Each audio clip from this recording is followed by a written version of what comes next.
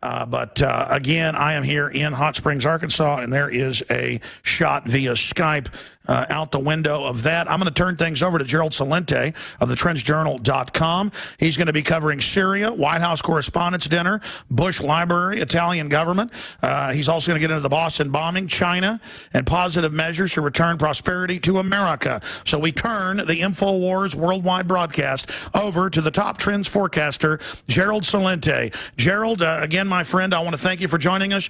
And the helm, the comm is now yours, Captain.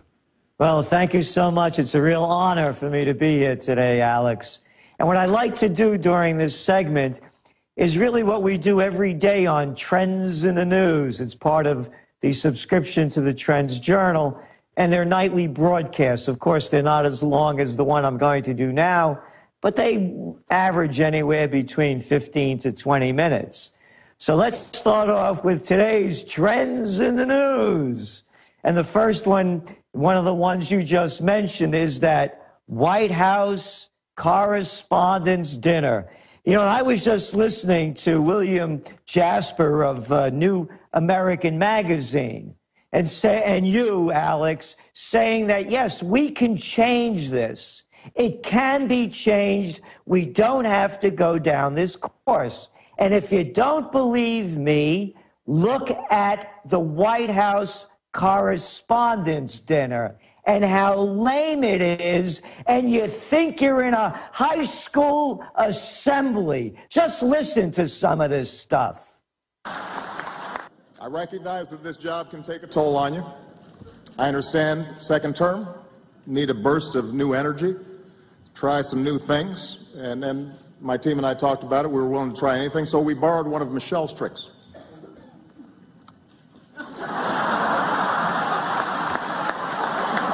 Listen to the prostitutes. That's enough. That's enough. Then you hear Conan O'Brien. You listen to the prostitutes clap on cue. It's disgusting.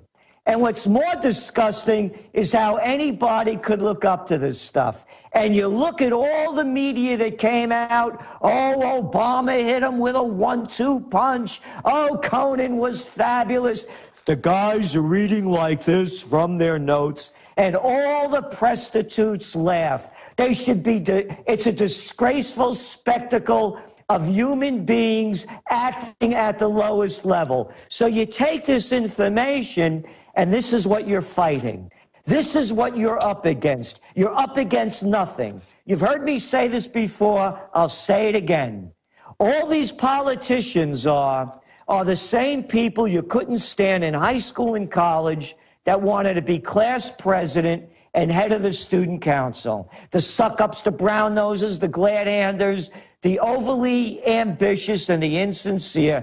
And who are the prostitutes? The same clowns that were the journalists that ran the school newspapers. It's like they're talking to the principal of the school or the president of the college when they interview the president. So when I listen to Mr. Jasper, when I listen to Alex Jones, the future is ours, unless you think they're better than you are. So to me, it's very hopeful. You look at these clown acts, amateur hour for what it is. Let's move on. Gold. Whoop. Chip. Gold prices are up a little bit today. And they're up about 12% since when they bottomed out a few weeks ago. And I've said this before for those of you who haven't heard it before. My first buy of gold was in 1978 at $187.50 an ounce. I also bought gold on January 20th, 1980, at the high during the day at $875. It closed at $850. I remember what it felt like back then when the market was diving. Very different sentiment now. Back then, there was no Russia. Back then, there was no China. Russia was the Soviet Union. Everything east of Berlin was locked behind the Iron Curtain. The only thing people knew back then about China was Mao. India? They knew nothing about India. It's a global world now. You're seeing the people rushing in to buy gold as the prices are dropping because everyone knows that you cannot keep juicing the economy by printing more money. So look at the news today. Oh, on May 2nd, they're going to meet over there in the European Central Bank, and they're going to be lowering interest rates. That's the word coming out from the experts. And then you look what's going on. Why is the market even going up a little bit today? Read the information. They'll tell you why. There's Bloomberg. There's just a positive tone to the market, in part because recent lackluster economic trends have reinforced investors' belief that the Federal Reserve will continue to press on the gas pedal. And that's from Chad Morganlander. And his firm, they oversee $130 billion. Gas on the pedal? You know what kind of language that is? I can't say this on this show, but the first letter is B and the second letter is S in saying the two words, because that's what that is. Gas to the pedal? No, it's pumping more worthless money into the economy and devaluing the currency. And it's going on globally, and that's why I believe in gold. Let's look at some of the headlines. This is from the New York Times, the self-proclaimed paper of record, of which I like to call it the toilet paper of record, considering the wonderful job they've done to take us to war for fake reasons and to keep propping up the lies and keeping the propaganda going. This is a great one. Karzai's office gets bags full of cash from the CIA. A decade of paying for Afghan influence. Can you imagine that? Don't have a job, the one you have stinks, can't pay your mortgage, don't have any rent money, can't make ends meet, don't worry about it. It's all outlined here. We call it ghost money, said Khalil Roman, who served as Mr. Karzai's chief of staff from 2002 to 2005. It came in secret and left in secret.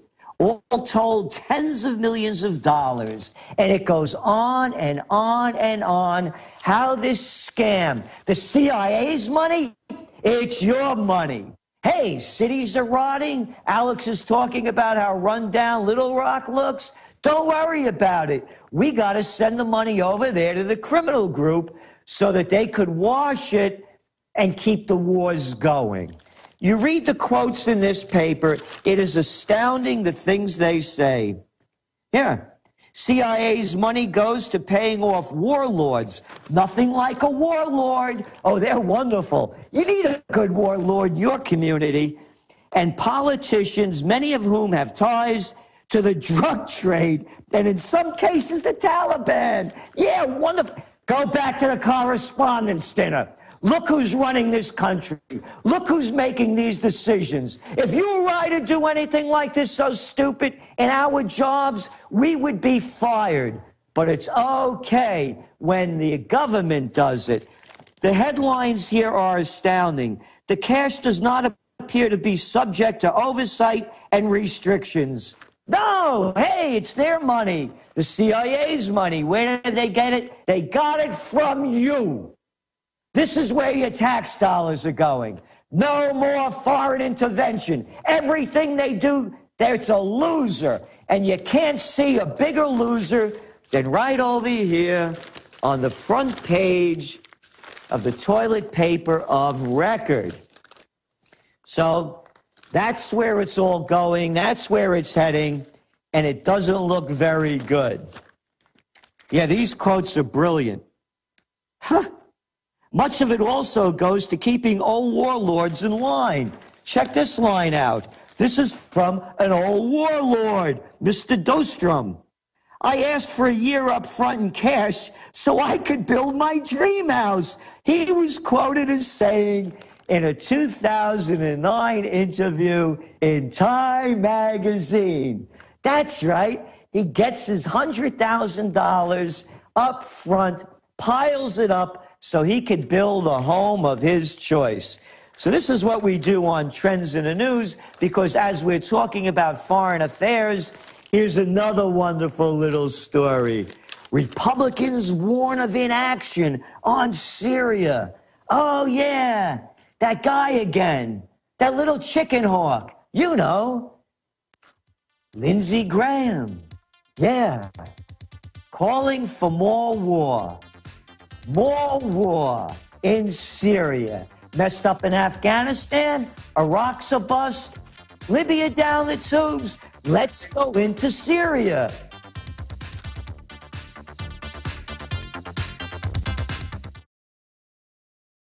Hi, this is Gerald Celente, hosting on the Alex Jones Show. An honor to be here. As I was talking about Syria when we went into the break, don't worry about it. The New York Times just reported, hey, them Islamists are taking over there in Syria. That's okay. They're everywhere. And you know who built the Islamist group, don't you? That was Jimmy Carter. Yeah.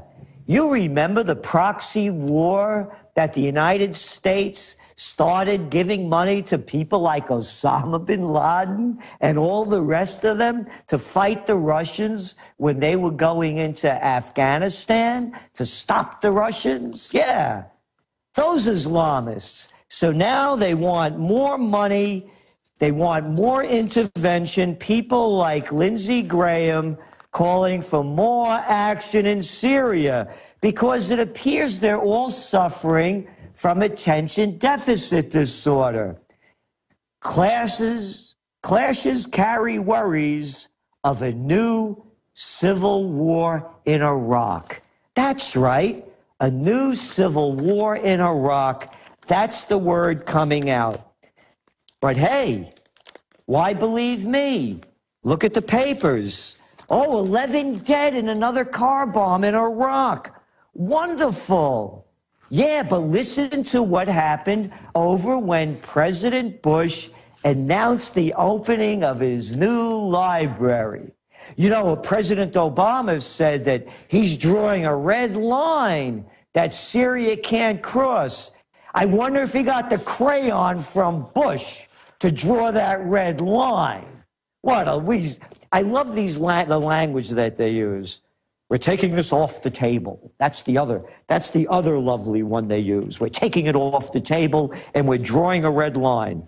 Islamist rebels create dilemma on Syria policy. Nowhere in rebel-controlled Syria is there a secular fighting force to speak of. And this is from the toilet paper of record. So, going back to how they keep screwing up and getting more opportunities to do so. Karl Rove, you remember him? That was Bush's front man, back man, side man, and man behind the scenes. Yeah, the porky pig of politics, Karl Rove. Here, Karl Rove on Bush legacy. He got the big things right. I do believe that the Iraq war was the right thing to do, and the world is a safer place for having Saddam Hussein gone. Don't you all feel happy? Don't you feel safe? Having a nice day? Who cares about Saddam Hussein? What a big lie, and how come these guys aren't brought up on war criminal charges to see who knew what when regarding WMDs of weapons and mass destruction? So Bush was interviewed by all of the prostitutes on all of the channels from the mainstream media, and they all sucked up. And all Bush kept saying, and all the mouthpieces are saying, is let's let history decide. Oh, yeah, let history decide if Bush messed up or not. Why let history decide? Let's decide now with the facts. I'll tell you why they want history to decide. Here keeps going. Here he goes. The porky pig of politics, Karl Rove. The greats, you know, You can't touch George Washington, Abraham Lincoln, FDR, the greats. But yeah, I put George Bush up there, says Rove, who refers to a recent ABC Washington Post poll that found 40% approve of Bush as evidence that he will continue to be remembered more keenly as time goes by. He'll be remembered more keenly as time goes by because everybody will forget what a screw-up he was. He didn't even show up on Inauguration Day. That's right. That's how much the people hated him. They booed him. They booed him. No, it was Cheney that didn't show up. They booed Bush when he showed up with Obama. That they never booed a president, a leaving president before. Mussolini could have got elected after having 8 years of Bush. And guess what? We got him. Fascism. The merger of state and corporate powers. And we're going to look at more of that when we come back with trends in the news. And we're going to see why China is going to outbeat the United States as we keep going down. But there are other ways to go up, and we'll talk about those too. Hi, this is Gerald Celente back on live on Alex Jones Show doing some of our trends in the news. And when I left off, I was talking about what's going on in Syria, what's going on in Iraq, and how this military-industrial complex is destroying the nation. And I said I would also give some positive elements of how we could turn this around, move forward, and rise to higher levels economically, quality of life and quality of spirit, because it really comes back to morality. Here, from the toilet paper today, armed men surround ministry in Tripoli. At least 20 pickup trucks loaded with anti-aircraft guns block the roads while men armed with AK-47s and sniper rifles directed traffic away from the buildings around the ministry. Hey, I heard Obama say that they were going to bring freedom and democracy to Libya. I heard that little weasel chicken hawk Cameron and Sarkozy from France. You remember him? Yeah, the guy that's now, the former president of France. You know, the guy that now is going to be running a hedge fund if everything goes right, saying how they were going to free those people of Libya from their oil. You think we'd be in Iraq? You think we'd be in any of these countries? Oh, Libya, by the way, has some of the best sweet crude oil on the planet. The whole system is breaking down. Everything they touch, they turn to garbage. They destroy it. When the governments, we have no business intervening in anyone else's country. Period, paragraph. I am an American. I believe in the Constitution. I believe in the Declaration of Independence, and I believe in the principles upon which this country was founded. And when you see little cartoon characters like the Clintons and the Bushes and the Obamas doing their cheap routines and put them in a category with Madisons and Jeffersons and Washingtons, who warned us not to become engaged in foreign entanglements. Who are these little weasels like Lindsey Graham and McCain, insane McCain? And by the way, he's not a war hero. No. He crashed his plane a couple of times, couldn't land on the aircraft carrier, and if his old man wasn't an admiral, he would have been booted out. And what's he a hero for? Oh, he was flying over, bombing innocent Vietnamese, and they shot down his plane. That does not make you a hero. And these are the people that keep yelling for more war, bring home the troops, bring home the money, rebuild America. This is garbage what these guys are talking, and you know you're not going to get the truth because all you have to do If you want to torture yourself, as I did the other night, watch the president's White House Correspondents' Dinner, and you'll see the low level of human beings that call themselves journalists. I love that guy on CNN, Don Lemon. Perfect name for the cat. A lemon if there ever was one. But I digress a little bit. Let's move on to some more news. On the economic front, companies feel pinch on sales in Europe.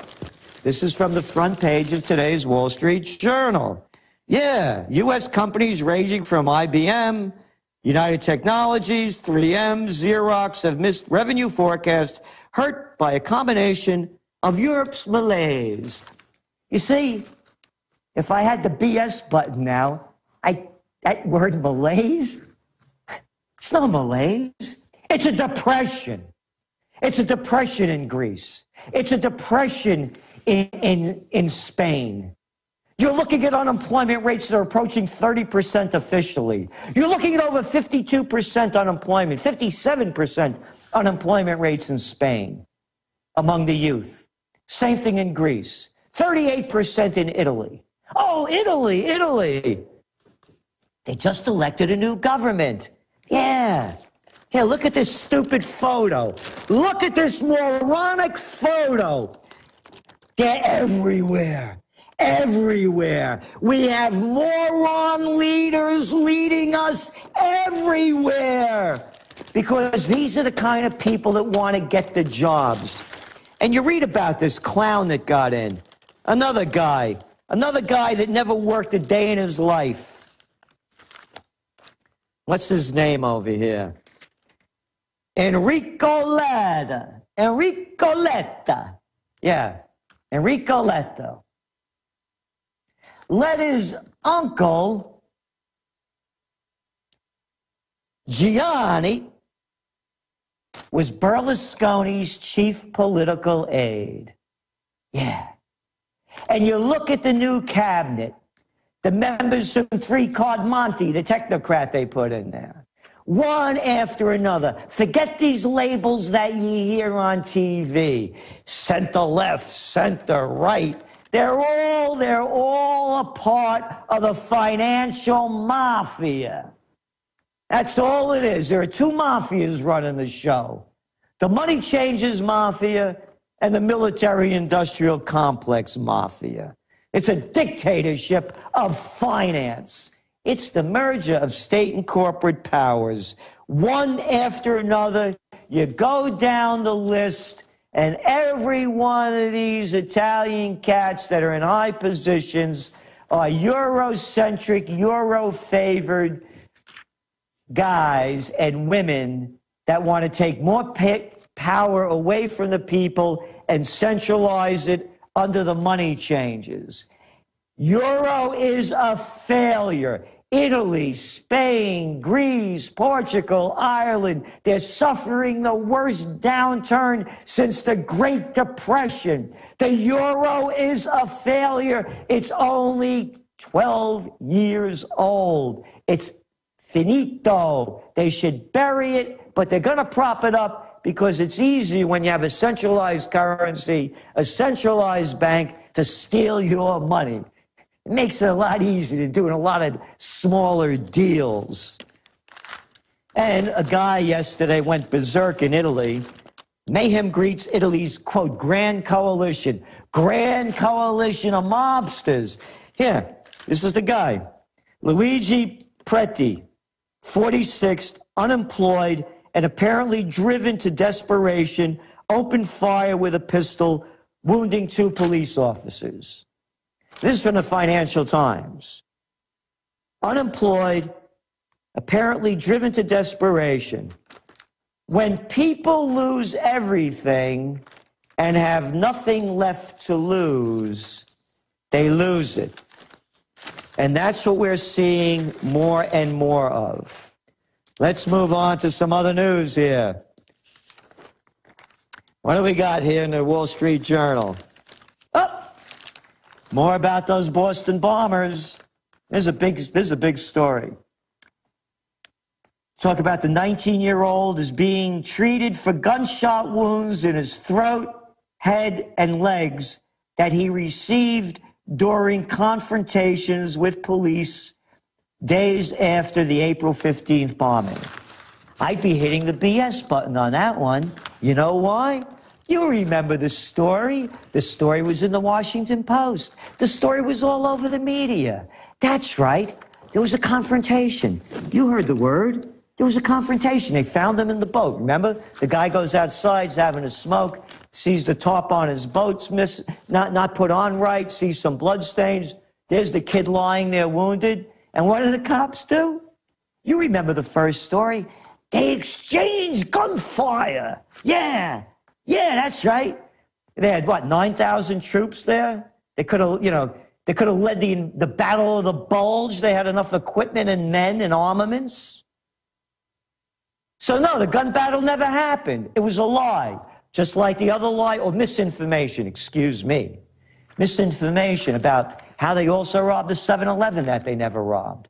So why would anybody believe anything? But here's the way they wrote it. Again, this is from the Wall Street Journal, received during confrontations with police. No, they shot into the boat. The kid was lying there. Could they say, come out, your hands up? Whatever happened to that one?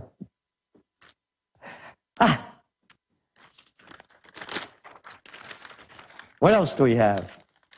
Iceland. Iceland votes out pro-European leadership. Yay, yay, yay. Little Iceland. Tiny little Iceland. They didn't pay back the bankers. They're having a tough time over there. But they're not robbing the people of their money to give it to the banking operations. A little bit closer to home because, again, I was listening to the opening of the show with Mr. Jasper and how things have to change. And, of course, when Alex Jones' show, he always talks about, stopping the corruption and bringing the nation back to the people. Here's a little story in Sunday's New York Times.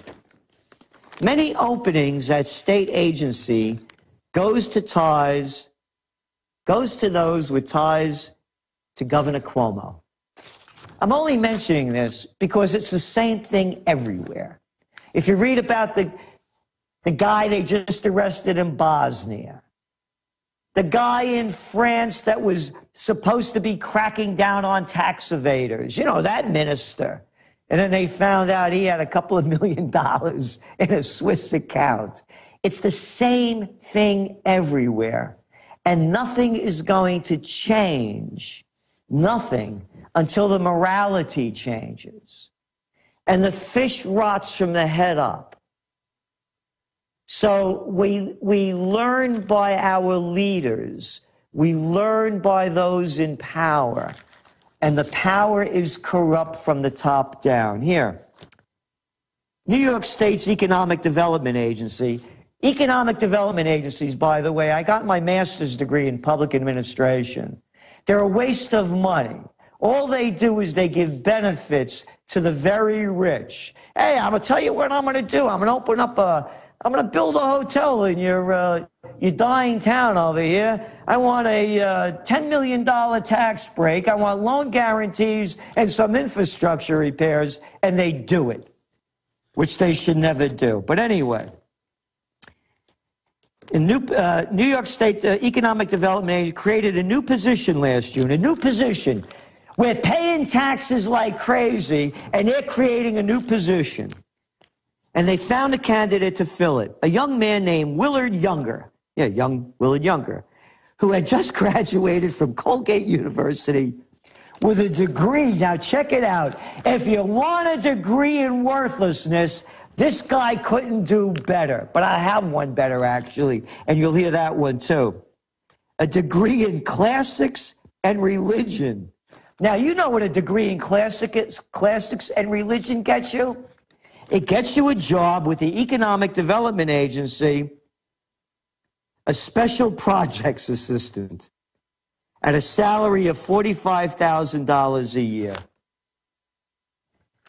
Now, Wouldn't you think if they put an ad out for a project's associate at a salary of $45,000 a year, they could have actually gotten somebody qualified with experience?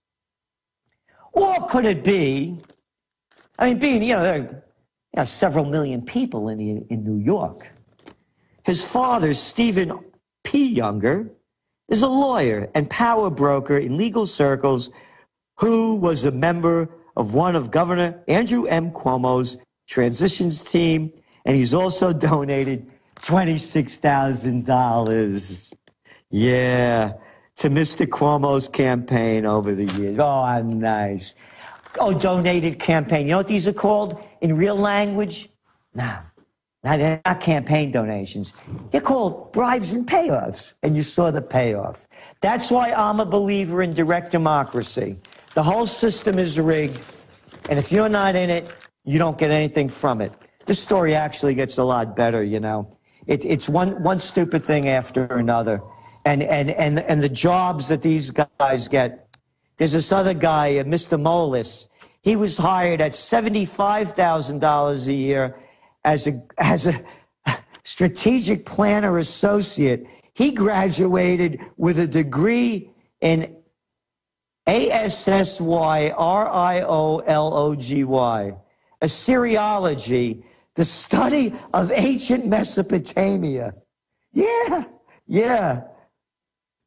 His ties, his father and his father's real estate firm have donated a total of $75,000 to the Cuomo campaign. So I guess they broke even on that one, huh? 75 into the campaign, 75 a year into his son's pocket. The whole game is rigged all over the world. So the stock market's going up a little bit today. How come?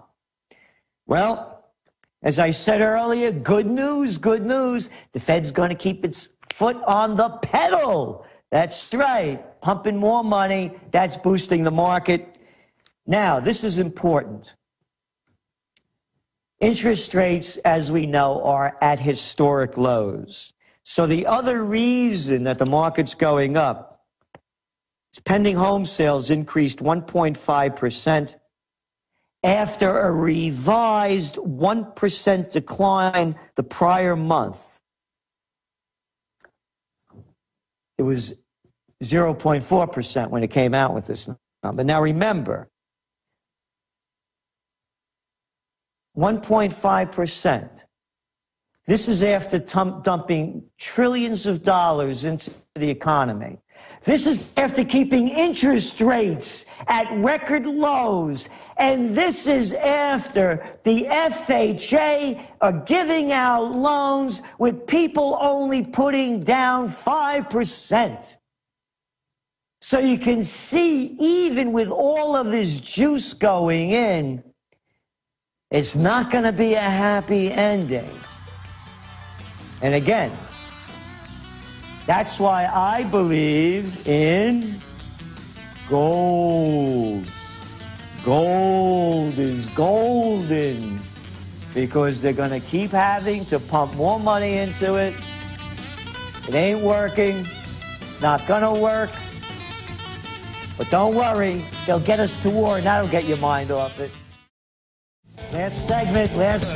Thank you, Alex Jones. This is the Alex Jones Show, and this is Gerald Celente giving you an example of our Trends in the News that we do every Monday through Friday as part of your subscription to the Trends Journal. Now, I said I was going to give some positive elements, say a little bit more about China.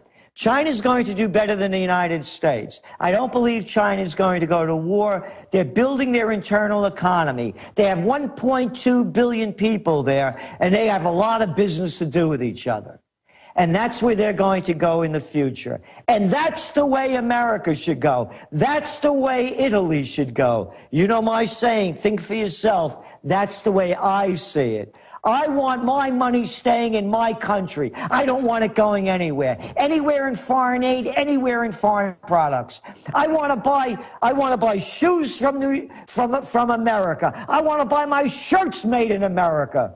And I want to buy all my product local. And boy, do we have great local product up here in Colonial Kingston in the heart of the Hudson Valley. I just had some Capicola that they made over here locally that was as good as I've had in Italy.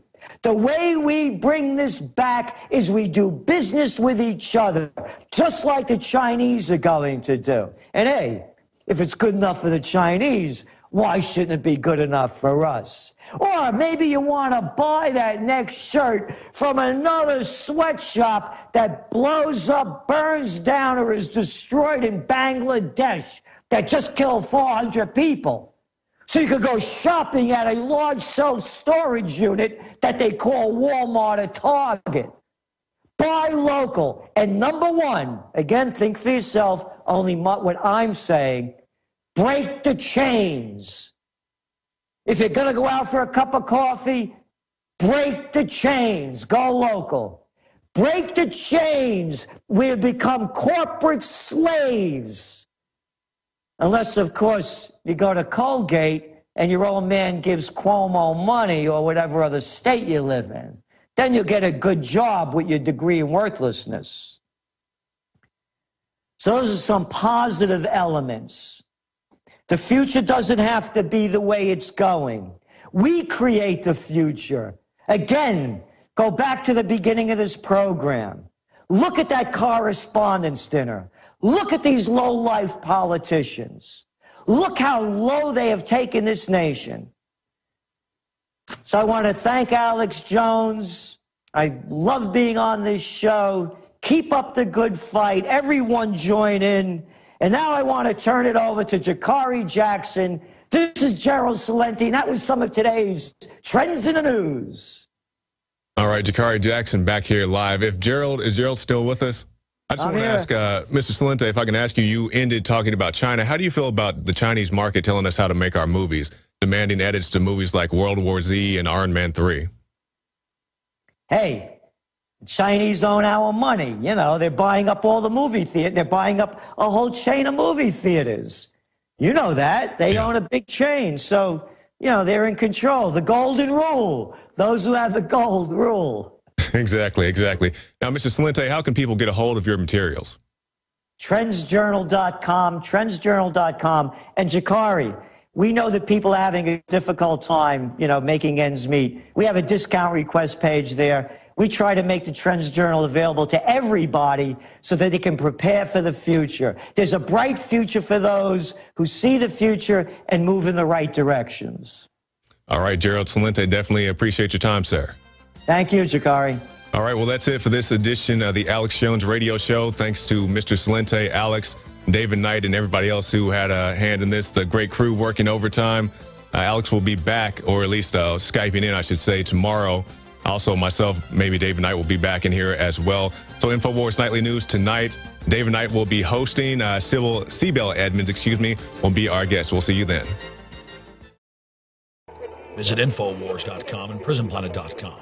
When you're on the site, you can also tune in 24 hours a day to my daily radio broadcast. There's also a free iPhone app to listen to the syndicated radio show when and where you want.